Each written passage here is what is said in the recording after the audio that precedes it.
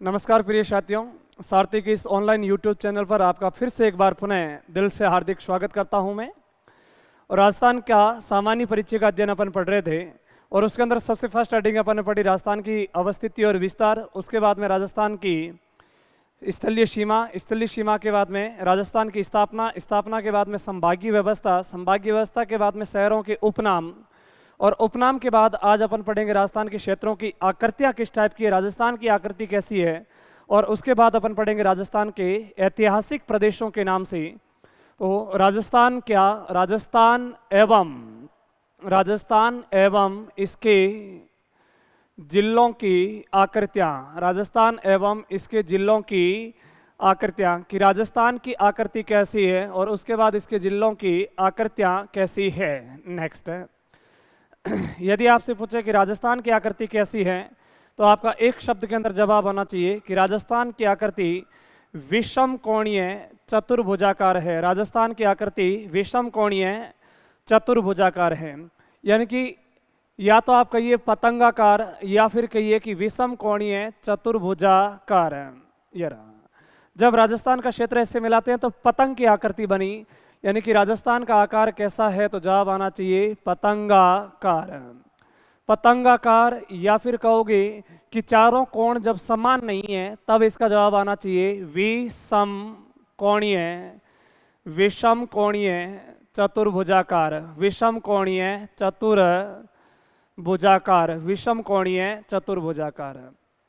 यानी कि चारों कोणे समान नहीं है और एक सी आकृति राजस्थान की है जिसको हम बोलते हैं विषम कोणीय चतुर्भुजाकार है। और राजस्थान की आकृति विषम कोणीय चतुर्भुजाकार है, ऐसा सबसे पहली बार बताने वाले व्यक्ति कौन थे तो उस व्यक्ति का नाम लोगे T.H. हैंडेले नाम के व्यक्ति ने यह सबसे पहले बताया कि राजस्थान की आकृति विषम कोणीय चतुर्भुजाकार प्रकार की है। अब एक एक करके अध्ययन करेंगे कि राजस्थान की आकृति का अध्ययन हमने कर लिया। राजस्थान की आकृति पतंगाकार और विषम कोणीय चतुर्भुजाकार है। तो राजस्थान के जिलों की आकृतियां किस प्रकार की है तो एक एक जिले की आकृतियां आप देखते रहना। इस जिले का नाम कौन सा है तो बताओगे सीकर है, और सीकर की आकृति देखने से ही मिल रही है कि किसके जैसी है तो बताओगे आधे चांद के समान या अर्ध चंद्राकार, यानी कि सीकर की आकृति कैसी है तो जवाब क्या दोगे अर्ध चंद्राकार आकृति। या फिर आपका जवाब होना चाहिए कि प्याले नुमा, किसके जैसी है तो जवाब क्या दोगे प्याले नुमा। या फिर किसके जैसी है तो जवाब क्या दोगे कटोरे नुमा। एक कटोरे के जैसा, प्याले के जैसा या आधे चांद के समान आकृति वाला राजस्थान का जिला कौन सा है सीकर।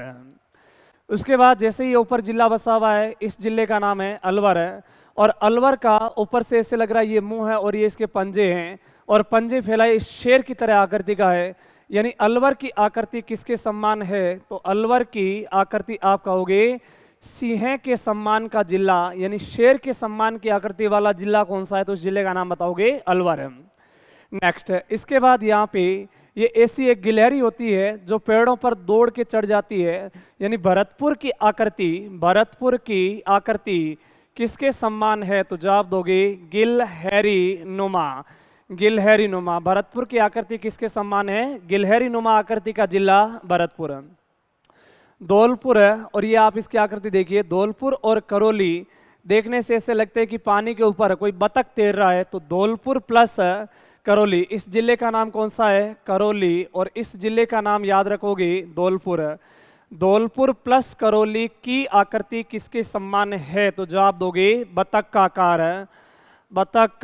कार, यानी कि बतख की आकृति के दो जिलों का क्षेत्रफल मिलाने से बनता है, वो हो गए धौलपुर और करौली। इस जिले का नाम दौसा है, और आपसे पूछ लें कि दौसा की आकृति किसके जैसी है तो हमेशा रिमाइंड रखना आपने धनुषाकृति के जिले दो हैं, कौन कौन से तो एक का जवाब होना चाहिए, एक जिला है जिसका नाम है दौसा जिला। दौसा की आकृति धनुष के समान, या कहोगे कि अंग्रेजी के डी अक्षर के समान आकृति का जिला कौन सा है दौसे जिले की आकृति वैसी हो जाएगी। यह राजस्थान की राजधानी, और राजस्थान की राजधानी का नाम क्या है तो आप सबको ज्ञात है वो कौन सी हो जाएगी जयपुर है।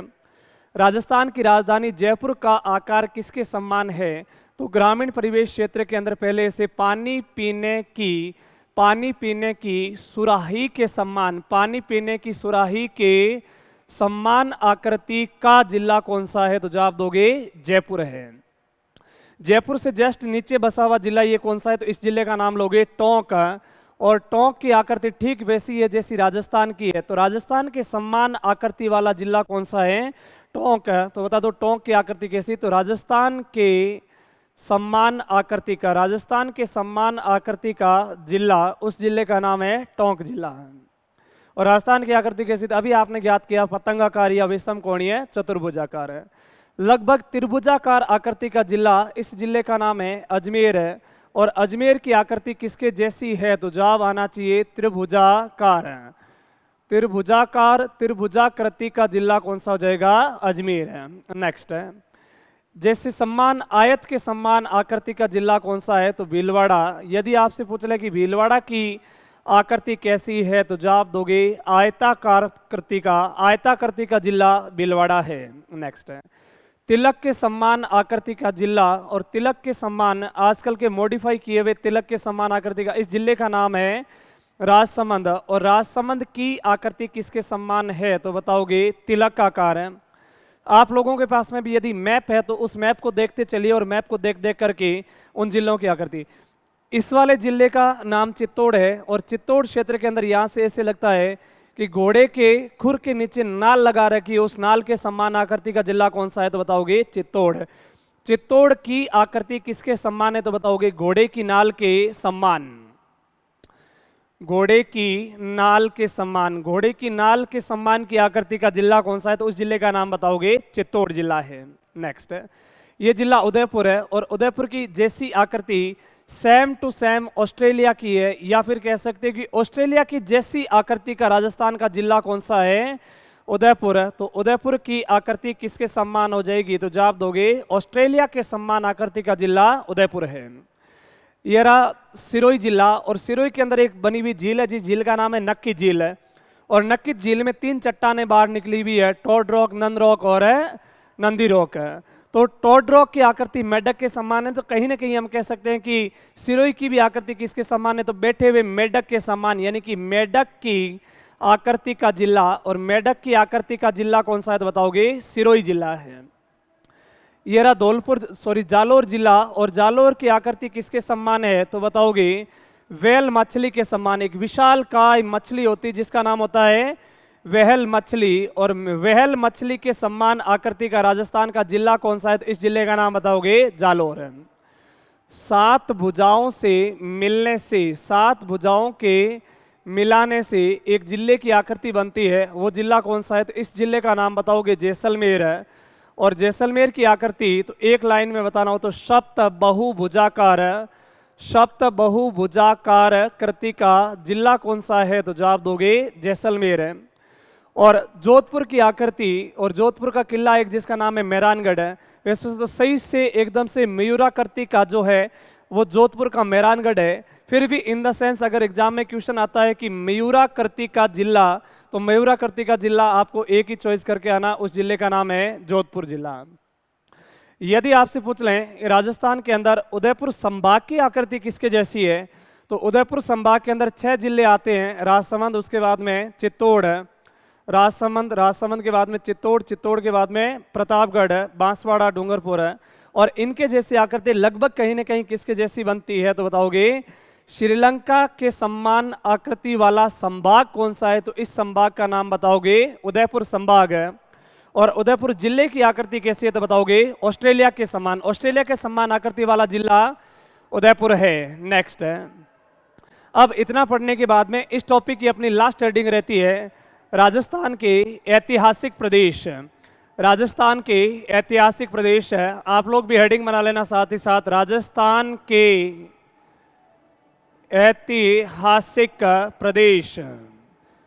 राजस्थान के ऐतिहासिक प्रदेश है, यानी कि राजस्थान के ऐसे कौन कौन से प्रदेश जिनको राजस्थान के ऐतिहासिक प्रदेश, यानी कि इतिहासों में इनको किस नाम से जानते थे और अभी इनको किन नामों से जाना जाता है।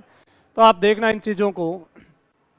यहाँ से हनुमानगढ़ और बीकानेर का ये वाला क्षेत्र इतिहास में किस नाम से संबोधित होता था? तो जवाब दोगे योद्धे प्रदेश। योद्धा प्रदेश। ये वाला क्षेत्र किस नाम से, जोधपुर का उत्तरी भाग है और बीकानेर का ये क्षेत्र है, किस नाम से संबोधित होता था तो बताओगे जांगल प्रदेश। जांगल प्रदेश। एक बार आप इसका व्यवस्थित डायग्राम बनाओगे, उसके बाद इसको एक साथ लिख लोगे। ये वाला कंप्लीट क्षेत्र किस नाम से संबोधित होता था तो बताओगे मारवाड़ प्रदेश। मारवाड़। जैसलमेर का पहले नाम क्या था तो बताओगे माडधरा। जैसलमेर को किस नाम से संबोधित किया जाता था, माडधरा।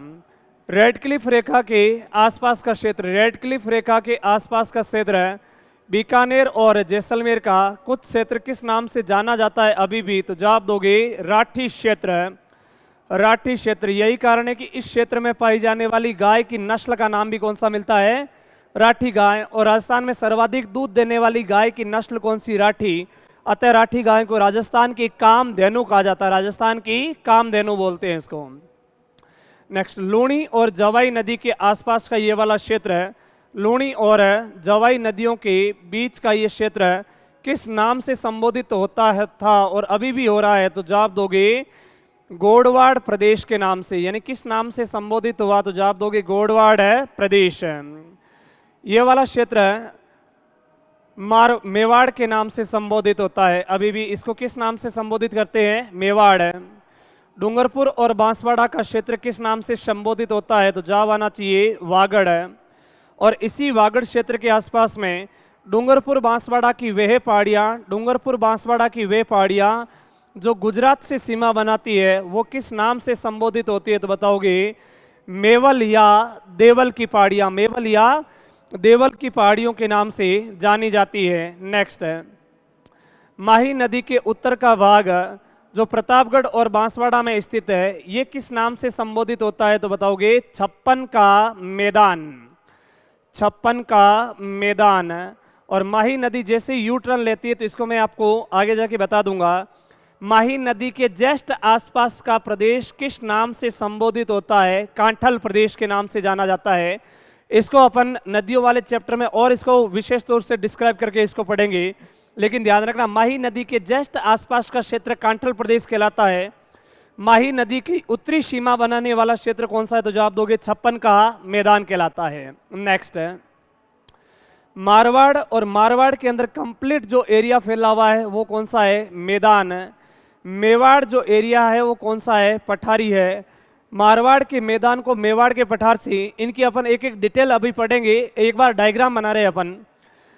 मेवाड़ के पठार को मारवाड़ के मैदान से अलग करने वाली पहाड़ियाँ कौन सी है, तो उन पहाड़ियों को बताओगे मेरवाड़ा की पहाड़ियों के नाम से संबोधित किया जाता है। भीलवाड़ा का वह क्षेत्र जो जहाजपुर में आता है, जहाजपुर भीलवाड़ा का क्षेत्र है, किस नाम से संबोधित होता है, तो जवाब दोगे खेराड़ प्रदेश है। और उसमें मालपुरा टोंक का क्षेत्र शामिल होता है, तो इसको फिर माल खेराड़ बोल दिया जाता है। यानी कौन सा प्रदेश हो जाएगा, जवाब क्या दोगे, माल खेराड़। कोटा बूंदी बारा और झालावाड़ के क्षेत्रफल पर हाड़ावंशी राजपूतों के शासन करने के कारण इसको किस नाम से संबोधित किया गया, हाड़ौती प्रदेश है। जयपुर से निकलती एक नदी ढूंढ नदी और मोरेल की सहायक हो जाती है दौसा में, आगे जाकर के नदियों वाले चैप्टर में उसको पढ़ेंगे। और इसी के कारण इस क्षेत्र को किस नाम से संबोधित किया जाता है, तो बताओगे ढूंढाड़ प्रदेश। इसी ढूंढाड़ प्रदेश के कछवा वंशी शासकों से अलग होकर के राव शेखा ने चूरू, सीकर और झुंझुनू को मिलाकर के एक नया क्षेत्र स्थापित कर दिया, जिसको किस नाम से संबोधित किया जाता है, तो जवाब आना चाहिए कौन सा प्रदेश उसको बोलते हैं, शेखावटी प्रदेश के नाम से। यानी कि राव शेखा ने किस क्षेत्र की स्थापना की, तो जवाब दोगे शेखावटी प्रदेश। इतिहास के अंदर पहले जब आप इतिहास प्राचीन भारत का इतिहास पढ़ते हो तो पहले जनपद पढ़ते हो और जनपदों से मिलकर के महाजनपद बने थे और महाजनपदों की टोटल संख्या 16 थी। तो उसमें से याद रखना कि यहीं से एक जनपद हुआ करता था और इस जनपद का नाम अलवर और भरतपुर को मिला करके और उसका नाम था मत्स्य प्रदेश। यानी कौन सा प्रदेश हो जाएगा, मत्स्य। और मत्स्य प्रदेश के बाद इसी क्षेत्र को किस नाम से संबोधित किया गया, तो बताओगे मेवात प्रदेश के नाम से, मेवात प्रदेश के नाम से। अभी डिस्क्राइब करके एक एक चीजें अपन पढ़ेंगे व्यवस्थित रूप से। फिर देखिएगा, इसी शेखावटी क्षेत्र के अंदर एक नदी बहती है जिस नदी का नाम है कांतली। खंडेला की पहाड़ियां सीकर से निकल करके चूरू की सीमा पर जाकर के समाप्त हो जाती, उस नदी का नाम कांतली है।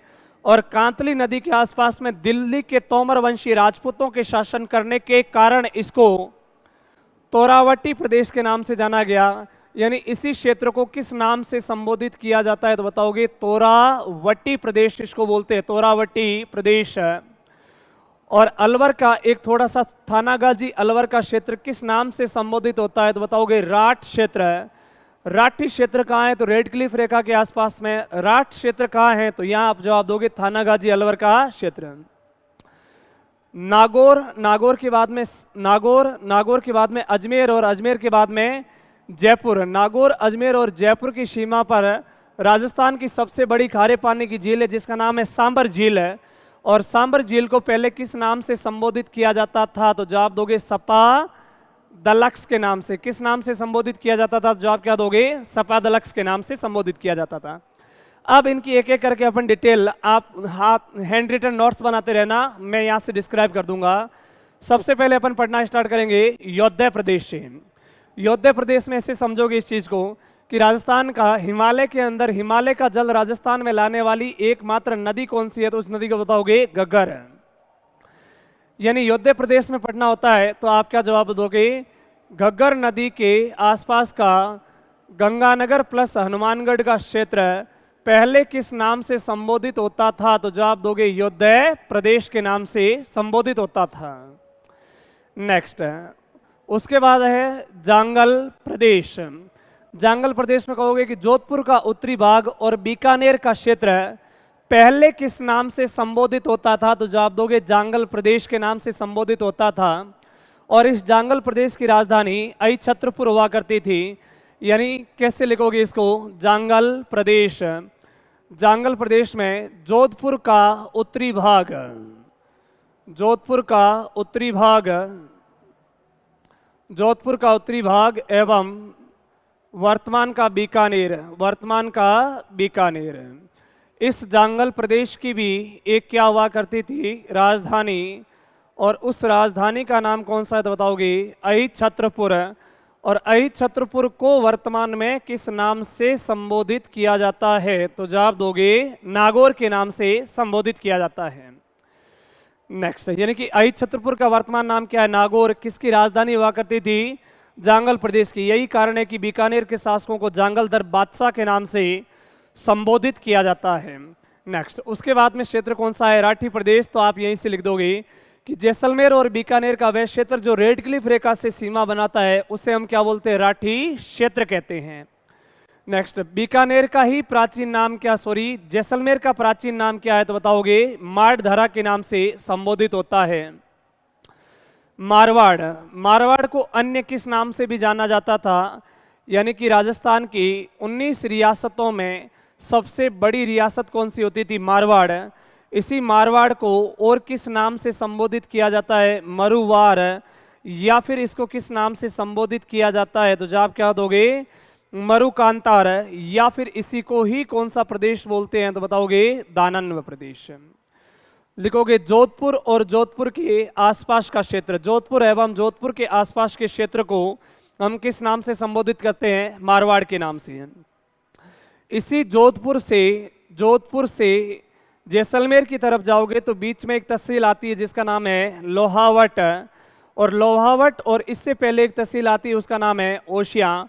ओशिया और लोहावट के आसपास के क्षेत्र को किस नाम से संबोधित किया जाता है तो बताओगे थली। और एक थली नाम का क्षेत्र कहाँ मिलता है तो जवाब दोगे सरदार शहर। सरदार शहर है। और सरदार शहर किस जिले की जगह है तो उस जगह का नाम बताओगे चूरू। सरदार शहर चूरू का क्षेत्र किस नाम से जाना जाता है तो थली। इसीलिए वीडियो में क्वेश्चन आया था कि निम्नलिखित में से कौन सा एक बालू का स्तूप का प्रकार नहीं है, अनुदैर्य, अनुप्रस्थ, बरखान और थली। तो थली कोई बालू का स्तूप नहीं है, थली एक किसका प्रकार है तो जवाब दोगे क्षेत्र का नाम है जो मुख्य रूप से कहाँ पे, सरदार शहर चूरू। और जोधपुर के पश्चिम का लोहावट और ओशिया का क्षेत्र किस नाम से संबोधित होता है तो यहाँ जवाब आना चाहिए आपका थली के नाम से संबोधित होता है। उसके बाद आया है गोडवाड़ प्रदेश। नागपाड़ अजमेर से निकल करके एक नदी प्रवाहित होती है, इस नदी का नाम है लूणी। और गोरैया गांव बाली पाली से निकलकर लूणी की सबसे बड़ी सहायक नदी कौन सी है? तो उस नदी का नाम बताओगे जवाई। और लूणी और जवाई नदियों के आसपास के क्षेत्र को किस नाम से संबोधित किया जाता है? तो जवाब आना चाहिए कौन सा? गोडवाड़ प्रदेश। यानी लूणी और जवाई नदियों के मध्य के क्षेत्र को या जालोर पाली और सिरोही के आसपास के क्षेत्रों को किस नाम से संबोधित होता है? तो जवाब दोगे गोडवाड़ प्रदेश के नाम से संबोधित किया जाता है। नेक्स्ट है मेवाड़। मेवाड़ यानी अगला अपना अध्ययन का विषय रहता है जिसका नाम है मेवाड़ प्रदेश।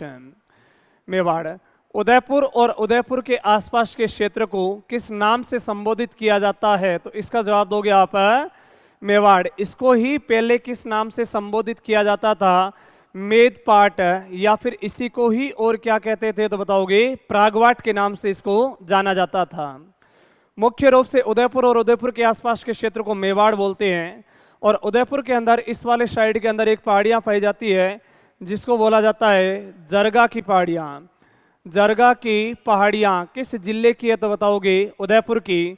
और ध्यान रखना अदर जगह और गाइडों में मिलेगा आपको कि रागा की पहाड़ियाँ उदयपुर में है, तो ऐसा नहीं है। रागा की पहाड़ियाँ उदयपुर और सिरोही की सीमा पर है, लेकिन अपनी स्थिति कहाँ रखती है? सिरोही में। और जरगा की पहाड़ियाँ उदयपुर से, रागा की पहाड़ियाँ सिरोही के मध्य का ऐसा प्रदेश जो हमेशा कैसा रहता है? हरा भरा रहता है, इसलिए इसको कौन सा प्रदेश बोलते हैं? तो जवाब क्या दोगे? देश हरो प्रदेश के नाम से संबोधित किया जाता है। देश हरो प्रदेश के नाम से इसको संबोधित किया जाता है। नेक्स्ट है तो ये हो गया देश हरो प्रदेश है।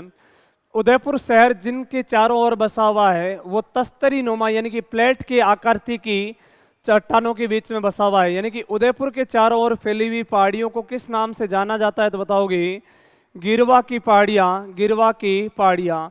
और गिरवा की पहाड़ियाँ किसके आकृति की है? तो बताओगे तस्तरी नुमा। तस्तरी नुमा। तस्तरी नुमा आकृति की पहाड़ियों के बीच में बसा हुआ राजस्थान का जिला कौन सा है? उदयपुर है। ऐसी पहाड़ियों को कौन सी पहाड़ियों के नाम से संबोधित किया जाता है? तो जवाब दोगे कौन सी पहाड़ियाँ हैं? गिरवा की पहाड़ियाँ। और गिरवा की पहाड़ियाँ किस जिले में? उदयपुर में। इन्हीं पहाड़ियों के बीच बीच में किसके आकृति की पहाड़ियाँ मिलती है? मछली की आकृति की पहाड़ियाँ मिलती है, इसलिए इनको किस नाम से संबोधित किया जाता है? तो बताओगे माछला मगरा के नाम से जाना जाता है। यानी इन पहाड़ियों को किस नाम से जाना जाता है? तो बताओगे माछला मगरा के नाम से संबोधित किया जाता है। नेक्स्ट है मेवाड़। मेवाड़ के बाद में एक क्षेत्र आता है, इसको अपन पढ़ते हैं वागड़ है, या फिर वागड़ से पहले एक देख लो मेरवाड़ा की पहाड़ियाँ। एक सिचुएशन और कंडीशन देखना आप है। यहाँ पे एक क्षेत्र फैला हुआ है जिसका नाम है मारवाड़। मारवाड़ कंप्लीट कैसा एरिया है? तो बताओगे मैदानी एरिया। और मारवाड़ से बीच में यहाँ जाओगे तो एक पहाड़ियाँ आती है, इन पहाड़ियों का नाम है मेरवाड़ा की पहाड़ियाँ। मेरवाड़ा की पहाड़ियाँ। और इधर से नीचे जाओगे तो एक क्षेत्र आता है जिसका नाम है मेवाड़। और मेवाड़ कंप्लीट कैसा एरिया है? तो बताओगे पठारी। अब यदि आपके समझ में नहीं आए तो एक चीज़ मैं बता देता हूँ कि जो स्थल भाग होता है उसके ऊपर स्थलाकृतियाँ कितने प्रकार की होती है? तो बताओगे 4 प्रकार की। एकदम से कंप्लीट प्लेन फैला हो उसको किस नाम से संबोधित किया जाता है? मैदान। मैदान से ऊपर उठा हो और समुद्र तल से औसत ऊंचाई 500 मीटर हो तो उसको हम किस नाम से संबोधित करते हैं? पठार। और पठार से ऊपर उठा हो और इस तरीके से उबड़ खाबड़ पहाड़ियाँ फैली हो तो उनको हम बोलते हैं पहाड़ियाँ। और पहाड़ियों के ऊंचे भाग किस नाम से संबोधित होते हैं? तो जवाब क्या दोगे? पर्वत। तो आपका क्वेश्चन हो सकता है कि पर्वत और पठार में क्या डिफरेंस होता है? तो पर्वत ऊपर से ज्यादा तीखे होते हैं, स्लोपिंग वाले होते हैं, और कम ढलान और मंद गति की ढलान होगी तो उसको हम क्या बोलते हैं? पहाड़ियाँ कहते हैं। और एकदम से ऊपर से समतल फैला हो और उपजाऊ योग्य हो और समुद्र तल से 500 मीटर ऊंचा हो तो उसको हम पठार कहते हैं। और एकदम से समतल फैला हो तो हम उसको क्या बोलते हैं? मैदान। तो मारवाड़ के मैदान को मेवाड़ के पठार से अलग करने वाली पहाड़ियाँ कौन सी? मेरवाड़ा की पहाड़ियाँ, जो अपनी स्थिति कौन से अरावली में रखती है? तो जवाब दोगे मध्य अरावली में। और मध्य अरावली में भी कौन से जिले में स्थित है? तो ऊपर एक जिला स्थित हो जाएगा जिसका नाम कौन सा है? अजमेर। और नीचे एक जिला स्थित है, उस जिले का नाम कौन सा है? राजसमंद। अजमेर और राजसमंद स्थित में अपनी स्थिति रखने वाली मेरवाड़ा की पहाड़ियाँ मारवाड़ के मैदान को मेवाड़ के पठार से अलग करती है। यही कारण है कि आवल बावल की संधि आप जो हिस्ट्री में पढ़ते हो वो कौन सी पहाड़ियों को आधार बना करके बनाई गई थी? तो जवाब दोगे मेरवाड़ा की पहाड़ियां। तो ये थी मेरवाड़ा की पहाड़ियां। उसके बाद अपन पढ़ते हैं वागड़ है, तो एक लाइन में समाप्त हो जाएगा। डूंगरपुर और बांसवाड़ा के क्षेत्र को वागड़ बोलते हैं। डूंगरपुर बांसवाड़ा की वे पहाड़ियां, डूंगरपुर बांसवाड़ा की वे पहाड़ियां जो गुजरात और राजस्थान की सीमा बनाती है, उन पहाड़ियों को हम मेवल या फिर कौन सी पहाड़ियां बोलते हैं? तो बताओगे देवल की पहाड़ियां। तो मेवल या देवल की पहाड़ियां किसके मध्य सीमा बनाती है? तो इधर एक राज्य रह जाता है, उसका नाम राजस्थान, और इस राज्य का नाम कौन सा है? तो जवाब क्या दोगे? गुजरात के नाम से संबोधित होता है। इसके बाद में 56 का मैदान, इसको एकदम क्रियाविधि व्यवस्थित समझिएगा। अमरोरू की पहाड़ियां या मेहद झील एमपी से निकलकर राजस्थान के लिए प्रवेश करती है, उस नदी का नाम कौन सा है? माही नदी। माही नदी राजस्थान के 2 जिलों में प्रवाहित होती है, यानी एक जिला कौन सा है? बांसवाड़ा, और एक जिले का नाम कौन सा है? डूंगरपुर। माही नदी के जस्ट आसपास का क्षेत्र यानी कि कंठ की आकृति बनती है, तब जाके इसको कौन सा प्रदेश बोला जाता है? तो जवाब दोगे कांठल प्रदेश के नाम से संबोधित किया जाता है। और इसके ऊपर का 56 नदी नालों का समूह है, जो ऊपर एक जिला हो जाएगा प्रतापगढ़ है, और प्रतापगढ़ से बांसवाड़ा के बीच का, प्रतापगढ़ से बांसवाड़ा के मध्य का यह क्षेत्र किस नाम से संबोधित होता है? तो बताओगे 56 का मैदान। 56 का मैदान। तो प्रतापगढ़ और बांसवाड़ा के मध्य का 56 नदी नालों के समूह को किस नाम से संबोधित किया जाता है? 56 का मैदान। और कांठल प्रदेश माही नदी के जस्ट आसपास का क्षेत्र किस नाम से संबोधित होता है? तो जवाब दोगे कांठल प्रदेश के नाम से इसको संबोधित किया जाता है। नेक्स्ट है खेराड़ प्रदेश। क्या है? तो बता दोगे कि जहाजपुर क्षेत्र, भीलवाड़ा का क्षेत्र किस नाम से जाना जाता है? खेराड़, जहां पे खेराड़ी बोली जाती है। और यदि इसके साथ में यानी कि जहाजपुर क्षेत्र ये रहा एक क्षेत्र है, इससे पहले का इधर जिला आता है, इस जिले का नाम है भीलवाड़ा, और भीलवाड़ा से उधर जिला आएगा उसका नाम है टोंक, और टोंक का एक क्षेत्र है जिसका नाम मालपुरा है। पशु वाले चैप्टर के अंदर अपन पढ़ेंगे केंद्रीय भेड़ अनुसंधान संस्थान अविका नगर मालपुरा टोंक। तो मालपुरा एक क्षेत्र कहाँ का है? टोंक का। और इससे इधर वाला क्षेत्र किस नाम से जाना जाता है? तो संबोधित होता है, तो बताओगे खेराड़ प्रदेश है, खेराड़। और जब मालपुरा का क्षेत्र साथ में लोगे तो इसको किस नाम से संबोधित किया जाता है? तो जवाब दोगे माल खेराड़ प्रदेश के नाम से संबोधित किया जाता है। नेक्स्ट है हाड़ौती प्रदेश। हाड़ौती प्रदेश के अंदर जानने के लिए ध्यान रखोगे राजस्थान के 4 जिले, और राजस्थान के 4 जिले कौन कौन से? तो यहाँ से एक जिले का नाम लोगे बूंदी, बूंदी के जस्ट नीचे बसा हुआ जिला कोटा, कोटा से ही अलग होके जिला बना 12, और यहाँ पे एक जिला बसा हुआ है झालावाड़। इन चारों जिलों पर हाड़ावंशी राजपूतों के शासन करने के कारण इस क्षेत्र को किस नाम से संबोधित किया जाता है? तो जवाब आना चाहिए कौन सा प्रदेश है? हाड़ौती प्रदेश के नाम से इसको जाना जाता है। जैसे इसके ऊपर गए तो यहाँ पे एक प्रदेश आता है, इसका नाम कौन सा है? ढूंढाड़ प्रदेश है। इसकी भी क्रियाविधि आप जान लो कि किस तरीके से इसका नाम जाना जाता है। तो जयपुर से एक नदी का उद्गम होता है, उस नदी को बोलते हैं ढूंढ नदी, और एक नदी इधर जयपुर से ही बस्सी जयपुर से निकल के आती है, उस नदी का नाम कौन सा है? मोरेल है। दोनों नदियां आपस में मिलती है, उस जिले का नाम कौन सा है? दौसा। और जहां से ढूंढ नदी के आसपास का जयपुर और दौसा, यानी इधर तो एक जिला कौन सा हो जाएगा? जयपुर, और इधर जिला कौन सा है? दौसा। जयपुर दौसा का क्षेत्र जो ढूंढ नदी के आसपास का है, इसको ही हम किस नाम से संबोधित करते हैं? तो बताओगे ढूंढाड़ है। और इसी ढूंढाड़ प्रदेश पर कौन से राजपूतों ने शासन किया था? कछवाहा वंशी राजपूतों से शासन करके, और इन्हीं में से एक व्यक्ति अलग होता है, उस व्यक्ति का नाम कौन सा है? राव शेखा। और राव शेखा ने किसकी स्थापना की? तो बता दोगे शेखावटी की। और शेखावटी में कितने जिले आते हैं? तो बताओगे 3 जिले। ऊपर से स्टार्ट करोगे, जिला कौन सा? चूरू। चूरू के जस्ट नीचे बसा हुआ जिला झुंझुनू, और झुंझुनू के जस्ट नीचे बसा हुआ जिला कौन सा है? तो बता दोगे सिक्कर है। इन तीनों से मिलकर के एक क्षेत्र बना शेखावटी। स्थापना किसने की? राव शेखा। कौन से वंश से अलग हुआ? तो जवाब क्या दोगे? कछवा वंश है। और कौन से क्षेत्र से अलग ले गया? तो जवाब क्या दोगे? ढूंढाड़ प्रदेश से अलग लेकर के एक नए क्षेत्र की स्थापना की। उसके बाद अध्ययन का विषय रहता अपना मत्स्य प्रदेश है, यानी कि एक ऐसा जिला जिस जिले का नाम कौन सा है? तो बताओगे अलवर है। और अलवर से जस्ट सीमा बनाने वाला इसके जस्ट नीचे का जिला कौन सा है? भरतपुर है। यानी कि अलवर भरतपुर का क्षेत्र पहले किस जनपद में आता था? तो उस जनपद को बताओगे कौन सा? मत्स्य प्रदेश, मत्स्य प्रदेश के नाम से उसको संबोधित किया जाता है। और मत्स्य प्रदेश का सबसे पहले उल्लेख हिंदुओं का सबसे प्राचीनतम वेद कौन सा है आप बताओ? ऋग्वेद। हिंदुओं का सबसे प्राचीनतम वेद कौन सा है? ऋग्वेद। यानी कि मत्स्य प्रदेश का सबसे पहले उल्लेख कहाँ पे मिलता है? तो जवाब क्या दोगे? ऋग्वेद में। ऋग्वेद के बाद इसका उल्लेख कहाँ पे मिला? तो एक ऐसी जगह बताओगे जहाँ पे महाभारत है। महाभारत क्या है? तो आप बताओगे कौरवों और पांडवों के बीच के युद्ध को ही हम क्या बोलते थे या किस नाम से जानते हैं? तो महाभारत है। एक तरफ कौन थे? तो बताओगे पांडव थे। एक तरफ कौन थे? कौरव थे। और इधर से एक तरफ थे कृष्ण और एक थी कृष्ण की सेना। कौरवों को बोला कि तुम कृष्ण की सेना को चुनोगे या कृष्ण को चुनोगे, तो कौरवों ने जो सेलेक्ट किया था वो किया कृष्ण की सेना को। इसलिए क्योंकि कौरव आपस में 100 भाई थे और कृष्ण की सेना में मान के चलिए सेना होने का मतलब 100-200 तो कम से कम होंगे ही होंगे। तो कितने होंगे? मान लो कि 200, 100 और 200 टोटल कितने हो गए? 300। पांडव 5 भाई थे और एक व्यक्ति था जिसका नाम था कृष्ण।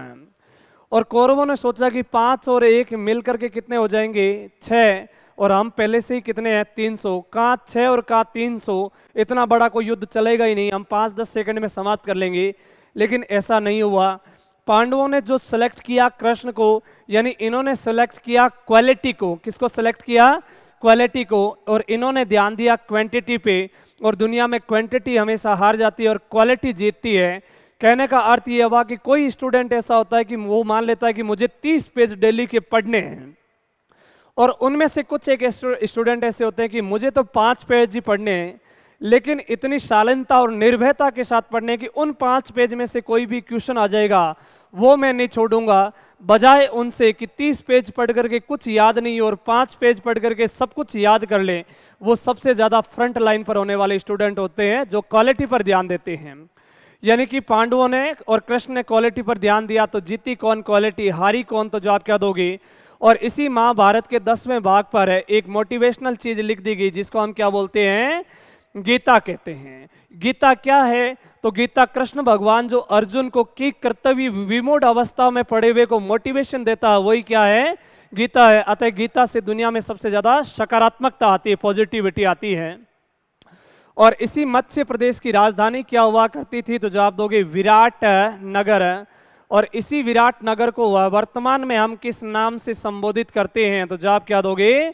बैराट है। और इसी बैराट से कहते हैं कि पांडवों की एक पत्नी द्रौपदी, और उसको प्यास लगती है तो अर्जुन बाण चलाते हैं तेज गति से, और वहां से विराट नगर या बैराट से एक नदी का उद्गम होता है जो नदियों वाले चैप्टर में अपन जाके पढ़ेंगे। आते उस नदी का नाम ही क्या हो चुका है? तो बताओगे बाणगंगा।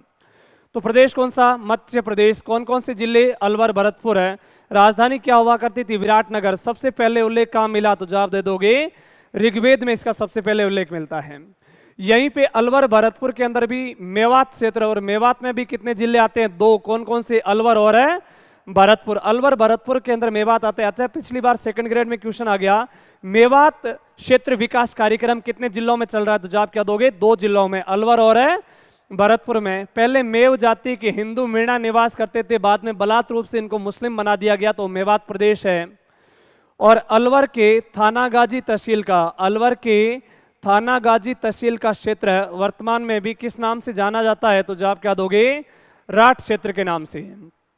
राव शेखा ने किसकी स्थापना की? राव शेखा ने शेखावटी की। और एक खंडेला की पहाड़ियाँ, इस तरीके से एक जिला बना हुआ है जिस जिले का नाम कौन सा है? सीकर। और सीकर के अंदर एक पहाड़ियाँ हैं, उन पहाड़ियों का नाम है खंडेला की पहाड़ियाँ।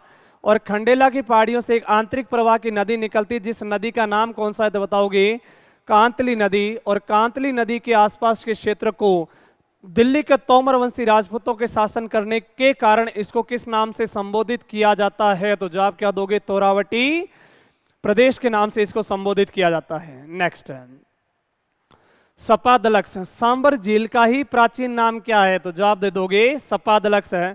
यह सांबर झील के आसपास में चौहान वंशी राजपूतों ने जहां जहां पे शासन किया उसके आसपास के एरिया को किस नाम से संबोधित किया जाता है? सपादलक्स के नाम से उसको जाना जाता है। 2 चीज आप देख लेना, यदि आपसे क्वेश्चन पूछे वागड़, तो वागड़ आपके दिमाग में 2 ही चीजें होने चाहिए, डूंगरपुर प्लस कौन सा? बांसवाड़ा। यदि क्वेश्चन पूछ लें आपसे कि बांगर है, बांगर क्या है, तो एक चीज याद रखना, नदियों के द्वारा लाकर के किसी क्षेत्र विशेष पर ओढ़ा दी गई मृदा को कौन सी मृदा बोलते हैं? जलोढ़ है। इसके दो टुकड़े भी आप कर सकते हो, जल प्लस ओढ़। क्या कर सकते हो? जल प्लस ओढ़। यानी कि ऐसी मृदा जो जल के द्वारा लाकर के किसी क्षेत्र विशेष पर ओढ़ा दी जाती है उसे जलोढ़ मृदा। और इस जलोढ़ मृदा के भी दो भाग होते हैं। नवीन जलोढ़ मृदा को किस नाम से जाना जाता है? तो बताओगे खादर है, अत्यधिक उपजाऊ होती है। और प्राचीन जलोढ़ मृदा को किस नाम से जाना जाता है? तो बताओगे उसको किस नाम से संबोधित किया जाता है? बांगर के नाम से संबोधित किया जाता है। तो शेखावटी प्रदेश किससे बना हुआ प्रदेश है? तो जवाब क्या दोगे? बांगर मृदा से बना हुआ प्रदेश है। तो बांगर प्रदेश किसको बोलोगे? शेखावटी। वागड़ किसको बोलोगे? डूंगरपुर बांसवाड़ा को। और यदि क्वेश्चन आ जाए कि बांगड़ किसको बोलते हैं, तो जवाब क्या दोगे? पाली और पाली के आसपास के क्षेत्र को किस नाम से संबोधित किया जाता है? तो जवाब आना चाहिए बांगड़ प्रदेश के नाम से उसको पुकारा जाता है। नेक्स्ट, ये थे राजस्थान के ऐतिहासिक प्रदेश। और ये था आपका पहला टॉपिक जिसका नाम था राजस्थान का सामान्य परिचय। जब राजस्थान का क्षेत्रफल 3,42,239 और यहाँ पे देश की 5.66% जनसंख्या निवास करती है, तो इसका सामान्य परिचय छोटा कैसे हो सकता है? यदि कोई आपसे पूछ ले कि राजस्थान का सामान्य परिचय दीजिए, तो जैसा आपको मैंने बताया वैसा सिस्टमेटिक रूप से उसका परिचय दोगे। बहुत बहुत धन्यवाद। नेक्स्ट टॉपिक स्टार्ट करेंगे अपन राजस्थान का भौतिक विभाजन, फिजिकल डिवीजन ऑफ राजस्थान। धन्यवाद आप सबका।